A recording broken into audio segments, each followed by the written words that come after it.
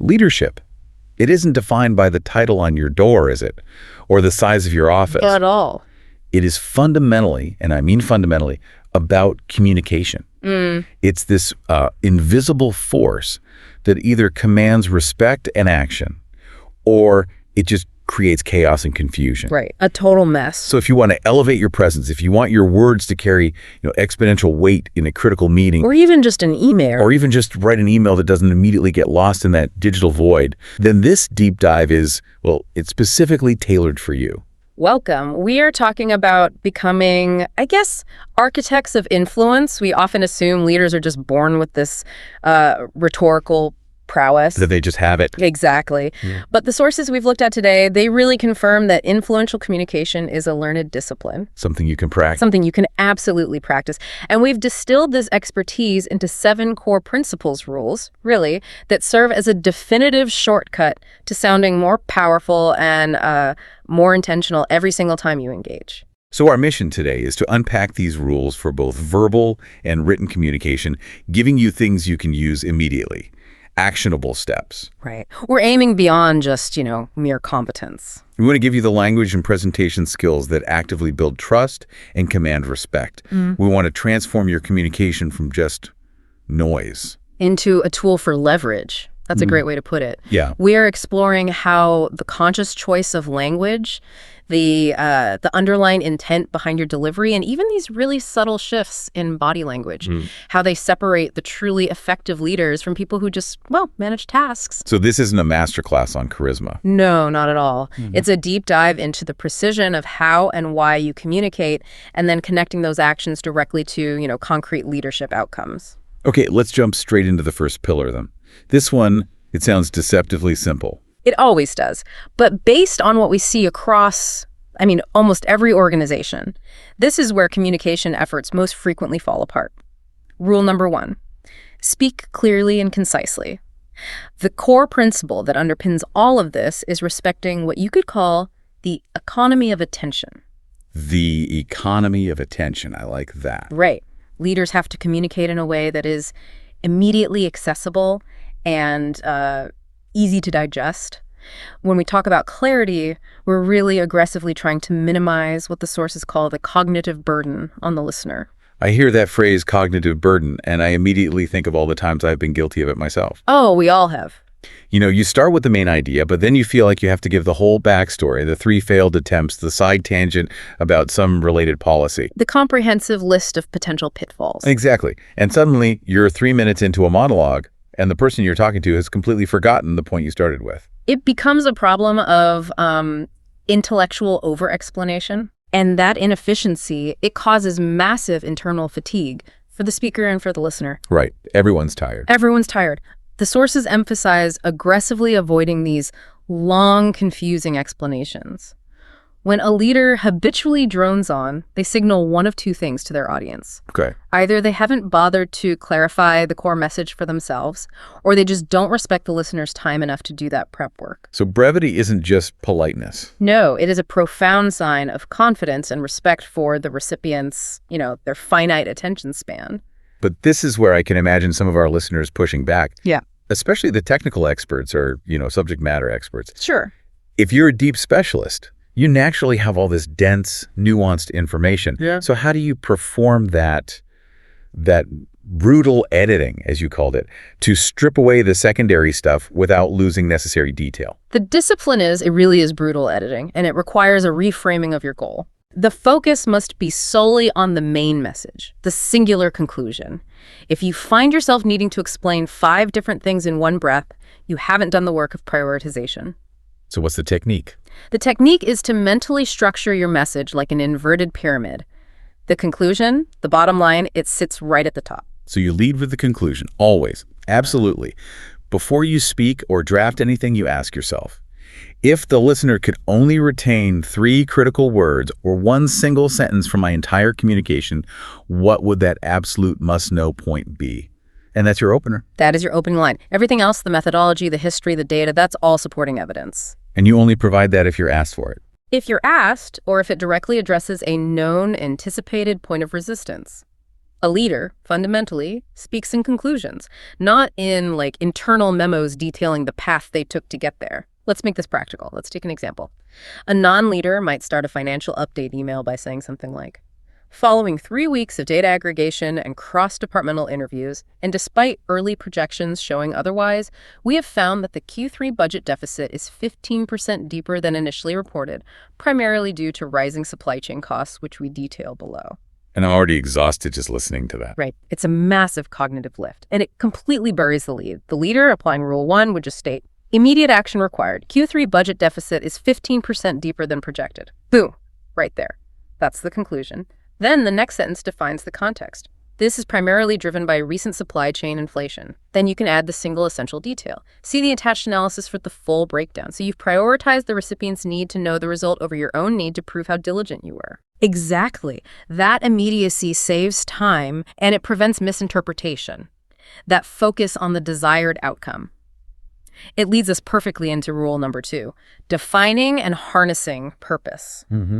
This is like the ultimate pre-communication checklist that everyone, regardless of their position, should run before starting any significant dialogue. Before any significant interaction, Right. a meeting, a tough email, a presentation, a leader needs to define 2 very precise elements. Okay, what are they? First, and this is related to Rule 1, what is the exact message the audience needs to understand? Clarity. And second, and this is the critical driver of action, what is the specific action the leader wants them to take? I really appreciate how the source material makes communication so functional. It's not just about sharing information for the sake of it. Yeah. It's a focused tool designed to compel specific, measurable outcomes. And that focus is the source of leadership power.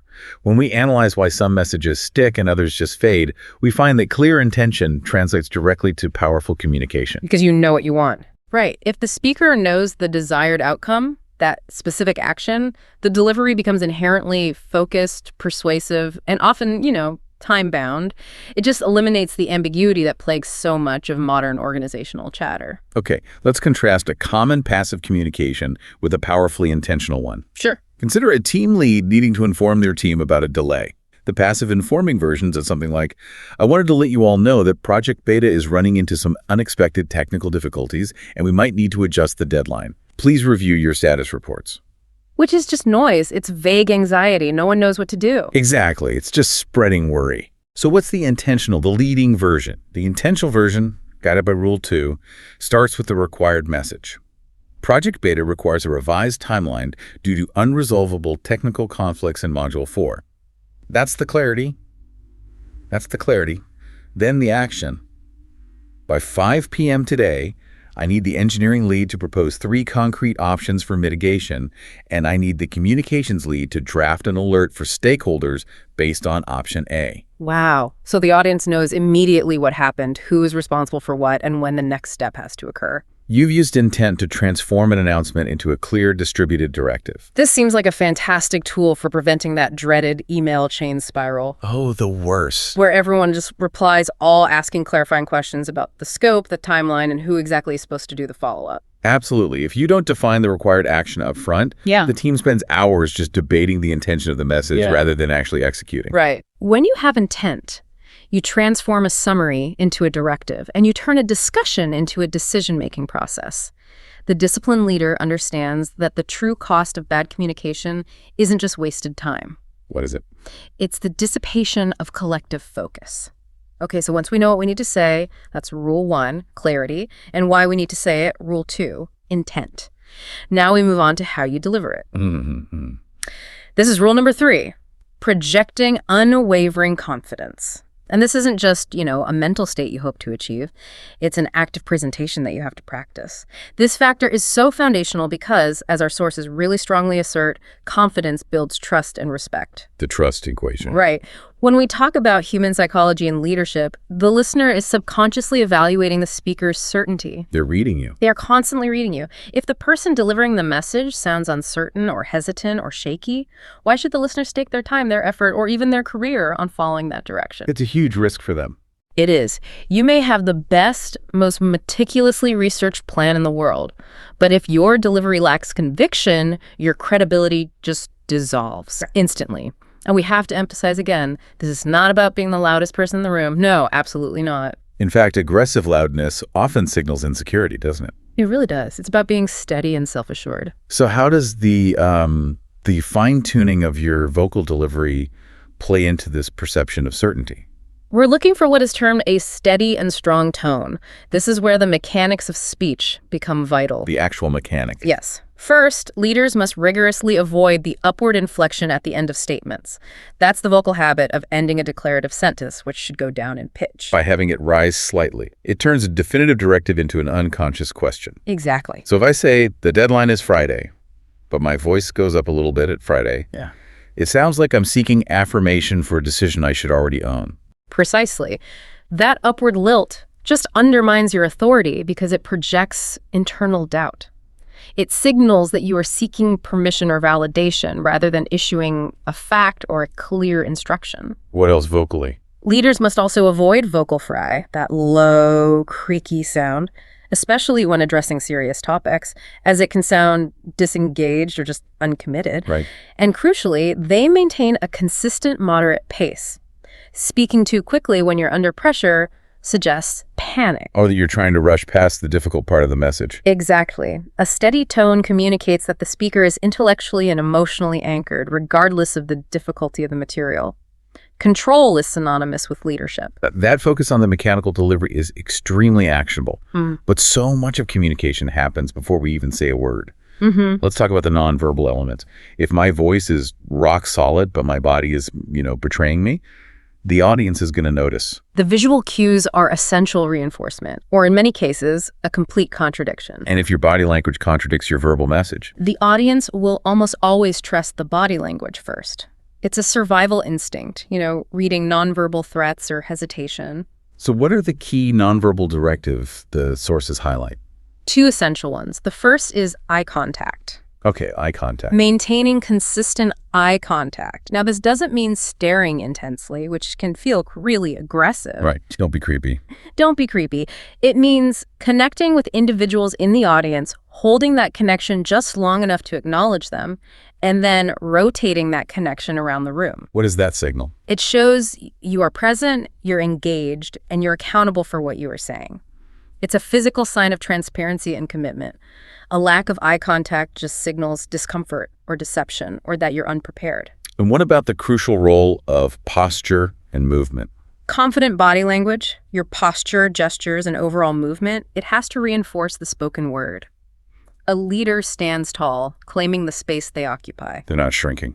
They're not shrinking. They use open gestures, like palms often slightly open, avoiding crossed arms or hands in pockets.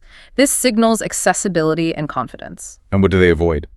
They avoid self-soothing or distracting behaviors, like fidgeting or touching their hair or rapidly shifting their weight. So if you were delivering a strong action plan, but you are physically shrinking or trying to make yourself smaller, you are undermining the authority of your own message. You have to physically embody the certainty and the solution you are proposing. It's about what you could call kinetic honesty. Your body has to reflect the truth of your certainty. It sounds exhausting maintaining that level of control, but I guess the payoff is that instant transmission of trust. It is discipline, not exhaustion. And it connects directly back to Rule 2. If you are truly clear on your message and your intent, maintaining that confident posture becomes so much easier. Because you believe it. Because you believe in the necessity and clarity of your words. You are communicating purpose, not just anxiety. Now we move to the rule that seems completely counterintuitive to everything we've just discussed about powerful delivery. This challenges the stereotype of the leader as the primary orator. Rule number 4, the 70-30 rule, listening as leadership. This is perhaps the most radical and I think the most overlooked principle in leadership communication. Really? Yeah. The source statistic is decisive. Great leaders listen 70% of the time, and they speak only 30% of the time. This completely rewrites the organizational paradigm. So if a leader talks 70% of the time, they are a pontificator. Yeah. If they listen 70%, they are an information architect. Leadership communication is fundamentally an input-output loop, and the input phase, the deep listening, it has to dominate. Okay, I have to challenge that ratio a little bit from the perspective of an ambitious listener. Go for it. What if there is urgency? What if I need to give direction right now? Doesn't listening 70% of the time signal indecision or a lack of authority? That's a critical question, and it speaks to a perception trap. Listening 70% of the time doesn't mean 70% of your day is silence. It means 70% of a critical interaction should be dedicated to gathering input. If you rush to speak, you are acting on incomplete data. And that's a bigger risk. A leader who speaks too soon risks needing to correct their directive later, which is a far greater erosion of confidence than pausing to fully absorb the context. The 70-30 rule is a strategic advantage. It's about superior situational awareness. The sources draw a very crucial distinction here. It's the difference between listening to understand versus listening simply to reply. That distinction is the absolute core of Rule 4. Listening to reply means your internal monologue is focused on formulating your own objection or your rebuttal or your next point. You're just waiting for your turn to talk. You are filtering the speaker's words through your own predetermined answer. You're waiting for them to take a breath so you can launch your talking point. That's transactional listening. And what does listening to understand require? It requires radical self-control and real cognitive effort. It demands empathy and genuine silence. You are focusing purely on the speaker's perspective, their data, their concerns, their underlying emotional state. Without formulating your own response. Not until they have completely finished and you've checked your understanding. You are trying to see the world through their data set. So what are the tangible implications of this deep listening for a leader? How does it actually make them more effective? The benefits are substantial, and they're multiplicative. First, the quality of your information just skyrockets. How so? By listening 70% of the time, the leader gathers significantly better, unfiltered, and often very nuanced information that a reactive conversation would just drown out. They uncover the true obstacles, not the perceived ones. Okay, that makes sense. What's the second benefit? Second, it validates your team members. When people truly feel that their data and their perspective are being absorbed without judgment, they feel respected, they feel valued. And that validation builds trust. It immediately builds organizational trust, which connects directly back to Rule 3. A team that feels heard is much more likely to implement the final 30% of the leader's direction with enthusiasm. And I assume this improved information gathering then makes that final 30% of speaking time vastly more efficient and effective. Precisely. It connects directly back to Rule 2, purpose. If you deeply listen first, you absorb the team's data, their concerns, their proposed solutions. Then when you speak, you're 30%. You're not just speaking at them. Exactly. You are synthesizing the shared reality and issuing the directive that is informed by the best available data. Your 30% becomes surgical, impactful, and undeniable. Because it's grounded in the reality you just absorbed. Right. It makes resistance feel illogical. You speak less, but your words carry exponentially more weight. Let's paint a quick hypothetical picture here. You walk into a meeting about a persistent customer retention problem. Okay. The leader who talks 70% of the time will spend that time reiterating the problem, setting targets, maybe blaming the sales team. The usual playbook. But the leader who listens 70% of the time will sit back, ask targeted questions about, say, customer journey friction points, and just listen. And they'll listen until the salesperson, the technical support person, and the product manager have all contributed their data. Right. And what the 70% listener discovers is that the retention problem isn't a sales issue at all. It's a simple bug in the onboarding flow that only the technical support person, who usually doesn't speak up, knows about. And then the leader speaks their 30%. And they speak not to lecture, but to synthesize. Based on the technical input, the root cause is the module X bug. Then the actions. Sales lead, your action is to adjust the script to account for the bug, and tech lead, your action is to prioritize the hot fix by end of day. So they didn't propose a solution. They synthesized it from the information they gathered. That is true leadership efficiency. Okay, we've built a solid foundation of clarity, confidence, and restraint. Now let's apply that discipline to the hardest scenarios, when things inevitably go wrong. Mm-hmm. Rule number 5 addresses staying professional in conflict. Conflict, mistakes, operational problems. This is the true crucible for any leader's communication discipline. And the real test. It is. The common toxic trap that destroys organizational trust is reacting emotionally or immediately resorting to blame. Emotion just clouds judgment. It spirals the conversation into defensiveness, and it completely destroys the trust equity you built with Rules 3 and 4.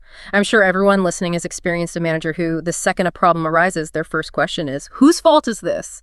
Or, I can't believe you missed this deadline. And the conversation immediately shifts from objective problem solving to just self-defense, and damage control. That's the exact spiral that must be avoided. Avoiding blame is essential because it immediately depersonalizes the situation. The leader has to frame the discussion around resolution, not punitive action. Because if the team suspects that admitting mistake will lead to finger-pointing, They will immediately withhold critical information out of fear. A leader has to maintain psychological safety and trust, even and especially when correcting errors. The focus must always be on the issue and the process, not the person. So to achieve that professional detachment, the source material provides this brilliant three-step communication structure for handling these difficult conversations. Yeah, Let's call it the SIS Framework Situation Impact Solution. I like that. This framework is perhaps the most immediately applicable tool we've discussed so far for controlling tension. The SIS framework is the leader's shield against emotional escalation. It forces objectivity and it guarantees forward momentum. Let's detail step 1. Situation. This requires the leader to objectively describe the event or the issue using only factual, verifiable data. No judgment. Zero judgment or emotional language. The goal is pure factual reporting. For instance, instead of saying, your sloppy work caused a major delay and put us behind schedule. Which is loaded with judgment. Completely. A leader states, the expense report was submitted 72 hours past the deadline, documented in the Financial Operations Charter, which required submission by Tuesday at 9 a.m. It's just a description of the observable facts, the deviation from expectation. It sounds like you have to scrub every descriptive adjective out of your vocabulary at this stage. You do. You are describing the event as a security camera would see it. No interpretation, no assumption of intent. Okay, step 2. Impact. This is where the consequences become clear, but you still have to maintain that professionalism. Correct. The leader must clearly articulate the consequences or the effect of the situation, linking the factual situation back to organizational outcomes, not personal annoyance. Right. So using that same example, the leader states, because the report was late, the payroll system blocked the transaction, and the client payment has now been deferred until the next payment cycle, which means a $20,000 cash flow deficit this week. So you're quantifying the consequence. You're showing why the situation matters in tangible, financial, or operational terms. You define the cost without assigning any moral judgment. You're stating the consequence professionally, clearly defining the severity without needing to raise your voice. And finally, the pivot. Step 3. Solution. The part a leader must always bring the conversation back to. A leader must pivot immediately to forward-moving next steps and fixes. The discussion on the mistake should occupy less than 30 seconds of the conversation. That's a great rule of thumb. After detailing the situation and its impact, the leader has to immediately shift the focus. To mitigate this cash flow issue, we need to immediately draft a priority appeal to accounting. So you're already in solution mode. Instantly. Furthermore, to prevent future deferrals, we need to implement a calendar reminder system and 2 sign-off verification steps for all expense reports. I need you to draft that new protocol by the end of the day. I see how that structure ensures the majority of the conversation is spent on the fix, not on the forensic analysis of the failure. Right. And it immediately defines accountability in a productive, forward-looking way. It establishes that the conversation is about process correction, not a personal flaw. And this framework maintains psychological safety because the employee knows that while they may have failed in the situation, the focus is now on them participating in the solution. So accountability is defined not by punishment, but by participation in designing the future success. It ensures the conversation remains professional, forward-looking, and focused on tangible, measurable outcomes. It stabilizes trust even in moments of crisis. Let's apply SIS to a non-numerical conflict, maybe an interpersonal issue where a team member has been consistently interrupting others. Excellent test case. A non-leader might say something like, you need to stop cutting people off. It's rude and unprofessional. Which immediately puts the other person on the defensive. Completely. The SIS leader says, first, situation. In the last 3 team meetings, I observed that your interjection occurred an average of 15 seconds after a colleague began speaking on 7 separate occasions. That is incredibly objective. You're citing data. Objective observation of a behavior. Then, impact. This pattern of interruption has led several team members to withdraw from the brainstorming process, resulting in us missing 2 potentially critical ideas this week, as noted in the minutes. So you're quantifying the loss of collaboration. It's not about hurt feelings. It's about team output. Exactly. And finally, solution. To move forward, we are implementing a raise hand rule for the next 4 meetings. I need you to commit to actively utilizing that protocol, and I will be checking in on your observation of this rule at the end of each meeting. That's powerful because it shifts the focus from a moral judgment, like you are rude, to a behavioral correction that has a measurable impact on the team's output. It takes the conflict out of that subjective realm and it grounds it in objective behavioral expectation and collective success. That's the definition of professional communication under pressure. It really is. Okay, so we focused heavily on verbal discipline, but in the modern distributed organization, written communication, emails, instant messages, group chats is arguably just as important. And perhaps more frequent. Absolutely. So rule number 6 is communicating professionally in writing. This rule acts as the written transfer of rule 1, the need for conciseness and clarity. Because when you write, the recipient has no body language, no vocal tone, no opportunity for immediate back and forth to help them interpret the message. The text has to carry the entire load. Therefore, text must be ruthlessly simple, short, and focused. If a reader can't scan, they won't read. The sheer volume of digital communication most professionals get means that long, dense paragraphs or emails that scroll past a screen with are they're ignored. Or filed under read later, which means read never. Or worse, actively skimmed and misunderstood. The constraint of brevity in writing is not just about efficiency. It is a fundamental kindness to the reader and an active management of their cognitive load. A leader's written communication should be immediately scannable. Especially daily communications. Emails, Slack, Teams messages. They have to respect the rapid pace of modern work. If you need to send a dense multi-page document, that document requires context and structure, and even then, the executive summary must adhere to Rule 1. And the sources provide a brilliant, beautifully simple directive for written clarity that solves the problem of scope creep within a single message. The single topic rule. The principle is non-negotiable. One message, one topic. If you're sending an email, that email should address only one subject, one action, or one request. So if you need to talk about the Q3 budget, the new hiring timeline, and the upcoming product launch, that must be 3 separate emails, even if they are sent sequentially, minutes apart. Why is adhering to this so vital in the digital age, beyond just making the recipient's life a bit easier?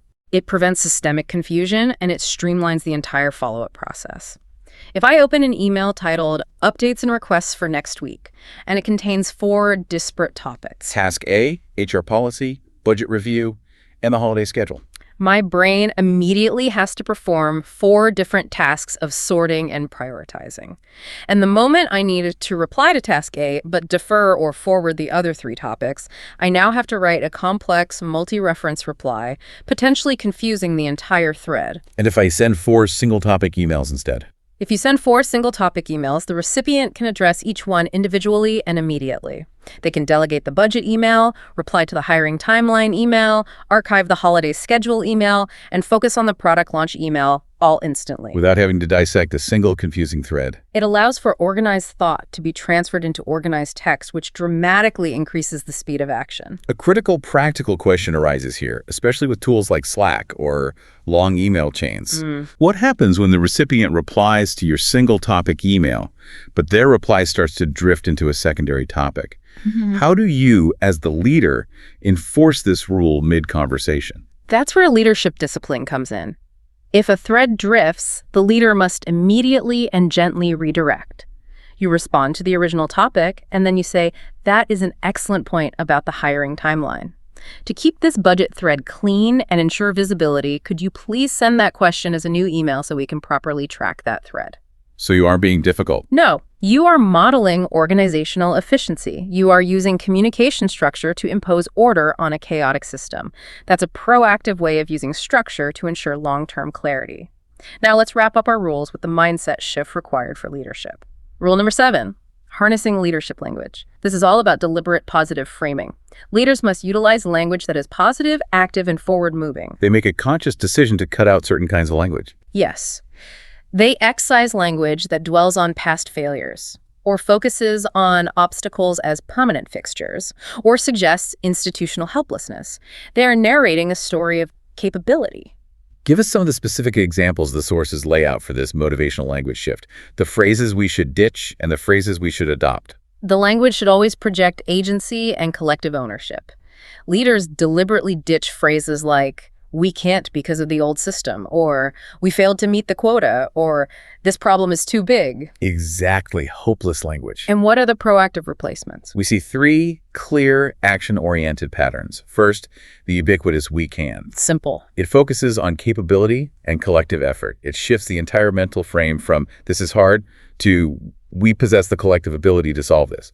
By using "we," the leader distributes the risk and the ownership of the solution. Okay, what's the second pattern? Phrases like "to move forward" or "the next step on this issue is." This emphasizes progress and direction, not stagnation. It avoids dwelling on past mistakes and constantly reorients the team toward the horizon of the solution. And the third pattern seems to be the most critical for clarity and accountability. It links back to Rule 2 and Rule 5. That is clearly articulating here are the next steps, or the commitment we have made is. This provides certainty and actionability. It closes the loop. It closes the loop on discussion and transitions immediately into implementation. A leader never leaves a plan hanging in the air with ambiguity. They ground it with concrete actions, names, and deadlines. That certainty is highly motivating because it reduces anxiety and clarifies roles. What's the deeper psychological analysis of this type of language structure? How does this positive framing inherently motivate other people? It establishes a proactive, solution-oriented mindset for the entire culture. By consistently using "we can" and "to move forward," the leader models resilience and capability. They're defining the organizational reality. Yeah. As one that solves problems actively rather than one that passively complains about them. This consistent, positive narrative is contagious. And critically, by providing "here are the next steps," they promote accountability without needing to resort to blame. Because the path is clearly marked. And everyone is framed as capable, so there is no ambiguity about who is doing what or when the next check-in occurs. This clarity and proactive tone is perhaps the most sustainable form of motivation. It sounds like using leadership language is less about being perpetually optimistic and more about being perpetually action-oriented. Exactly. It's not forced positivity. It is focusing language on capability and future state, rather than past failure and current difficulty. It directs energy toward output.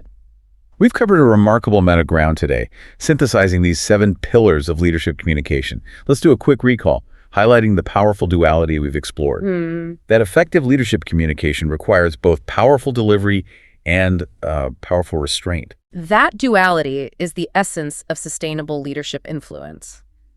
The power in your communication comes from disciplined clarity, that's Rule 1. Focused intent, Rule 2. Unwavering confidence from Rule 3, and that future-oriented language from Rule 7. And then there's the powerful restraint, which I think often goes unrecognized but is just as critical. It is. It comes from the disciplined management of conflict through structure, that's Rule 5, the SIS framework. Conciseness in writing, Rule 6. The single topic rule. And crucially, the radical 70-30 listening ratio from Rule 4. These tools are so essential for gaining knowledge quickly and applying it effectively, really regardless of your current role. Mastering these 7 points is the definitive shortcut to being well-informed, not just about your subject matter, but about how you present yourself as a source of certainty and direction. If you take just one rule away from this whole discussion, let it be the most radical one, the ability to lead through silence. Recognizing that your greatest asset is the information you absorb, not the direction you issue. So we want to leave you with one final provocative thought that builds on this deep dive into the 70-30 rule today. Okay. If you practice that ratio, if you committed to listening for 70% of your next critical interaction, whether it's a difficult conversation or a strategic planning meeting, what crucial piece of information might you learn about the situation, about your team's hidden capabilities, or even about yourself that you currently miss while you're preparing your reply? The challenge is to shift your internal metric from sounding smart to understanding clearly. Practice listening to understand, not just to reply. That shift in intent might just reveal the exact clarity, the solution, or the confidence you needed all along. Thank you for joining us for this deep dive into how to talk like a leader. We look forward to seeing the impact you make with your newly refined 30%.